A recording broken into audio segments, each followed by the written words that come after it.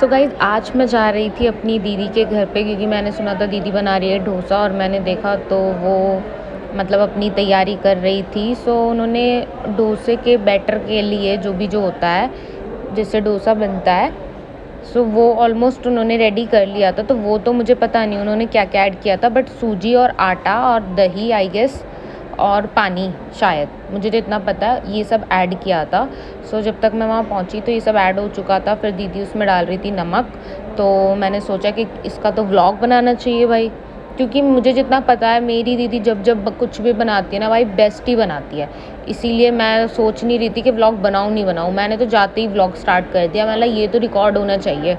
सो दीदी फिर ये जो भी बैटर था इसको उन्होंने इसे मिक्स किया मिक्सर में, और फिर ये कुछ ऐसा था गाइस। और फिर हमने इसे थोड़ी देर के लिए ढक कर रख दिया क्योंकि दीदी ने बताया था इसको थोड़ा सा टाइम देना होता है। सो ये था हमारा सूजी का बैटर जो हमने बनाया था। सो इसको थोड़ी देर के लिए हमने ढक के रख दिया था साइड में। फिर हमें जो था, हम जा रहे थे मसाला डोसा बनाने, तो हमने सोचा कि चलो भाई अब आलू जो होता है वो प्रिपेयर करने थे हमें, जो उसका मसाला है आलू वाला वो बनाना था। तो उसके लिए दीदी ने लिया था यहाँ पे चने की जो दाल होती है वो पहले लिया था, थोड़ा सा ऑयल और उसमें चने की दाल डाल दी थी। फिर उसको थोड़ा सा ब्राउन करना था, जब तक वो ब्राउन हो जाए, मतलब उसका कच्चापन निकल जाए। सो ये जो कच्चापन मैंने वर्ड यूज़ करा ये मैंने दीदी से ही सीखा है क्योंकि वो बना रही थी तो वो मुझे बता रही थी। सो जब तक उसका कच्चापन ना निकल जाए दाल का, उसको तब तक थोड़ा सा चलाना है। एंड देन उसके बाद ये थी सरसों राई जो भी बोलते हैं, छोटी छोटी सी वो। फिर उसके बाद डाला तेज़ पत्ता नहीं, सॉरी, इसमें था ये, यार कौन सी लीव्स होती है यार, मैं नाम भूल गई, छोटी छोटी ग्रीन, शायद आप लोग देख के पता लगा लोगे ये वही वाली लीव्स थी। मेरा रिसेंटली नाम निकल गया यार मुँह से, भूल गई मैं यार। सो प्याज डाला दीदी ने, फिर जीरा भी डाला और फिर हल्दी डाली और हल्का सा मिर्च डाला अपने टेस्ट के अकॉर्डिंग, और नमक भी इसमें डलेगा शायद, और अपने स्वाद के अनुसार वो सब।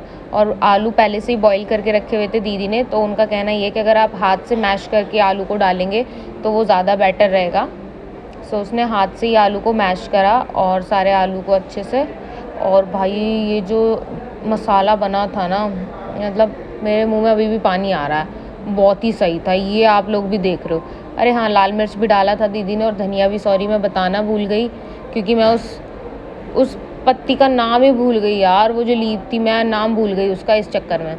तो ये हमारा आलू हो चुका था रेडी, बहुत ही यम्मी था जो कि। और फिर हम बनाने जा रहे थे नारियल की चटनी। सो दीदी यहाँ पे नारियल को छोटा छोटा काट रही थी, उन्होंने थोड़ा सा मुझे भी दिया खाने को, और यहाँ पे था हमारा नारियल पानी भी। सो जब हम नारियल की चटनी बना रहे हैं और आपके नारियल में पानी है, सो उसको आप पानी को उसी में ही ऐड कर लो तो और ज़्यादा अच्छे से टेस्ट आएगा।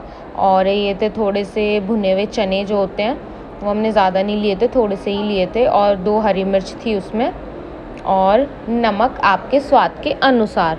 सो इसमें भी नमक जाना था, बहुत ज़्यादा नहीं डालना था, तो थोड़ा सा नमक डाला।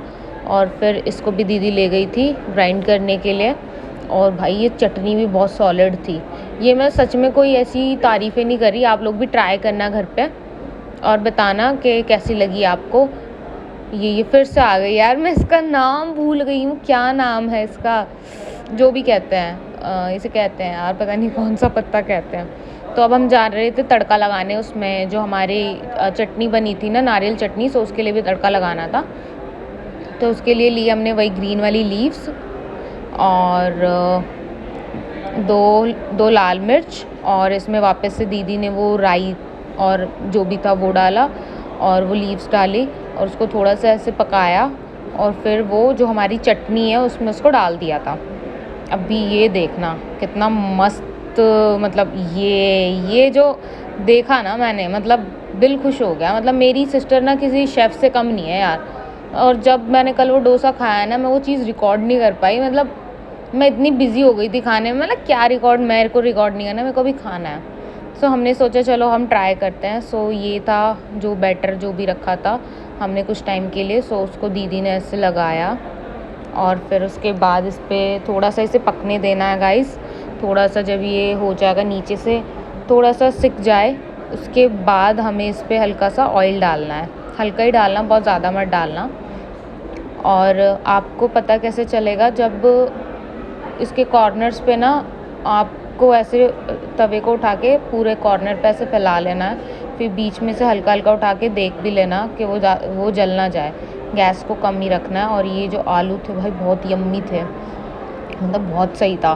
तो ये आलू था और उसमें फिर दीदी ने ये बनाया था घर के लिए, मतलब हम फर्स्ट टाइम ट्राई कर रहे थे तो हमने थोड़ा ही चीज़ बनाई थी, मतलब हमने नहीं, दीदी ने जो पहले से ही सोचा हुआ था, तो उसने सोचा था पहले ट्राई करते हैं, थोड़ा बनाते हैं। हमें नहीं पता था कि मतलब फ़र्स्ट टाइम में इतना वाव बन जाएगा।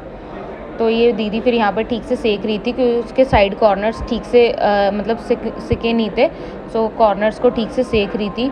फिर उसके बाद ये दिया था दीदी ने घर के लिए कि घर पे जाके सबको खिलाना है, बताना है कि कैसा बना है कैसा नहीं। तो यहाँ पे ये हमारा डोसा रेडी हो चुका था, बिल्कुल मतलब वही वाला साउथ इंडियन स्टाइल, और पूरा जैसे होता है ना, मतलब बहुत औसम था, मतलब मुझे तो बहुत पसंद आया। फिर उसके बाद दीदी ने मुझे पैक करके दिया था ये यहाँ पे, और मेरे को घर ले जाना था और सबसे पहले पापा को खिलाना था। और फिर यहाँ पे मुझे दीदी ने दे दिया, आप जल्दी से कैरी बैग दे दो जी।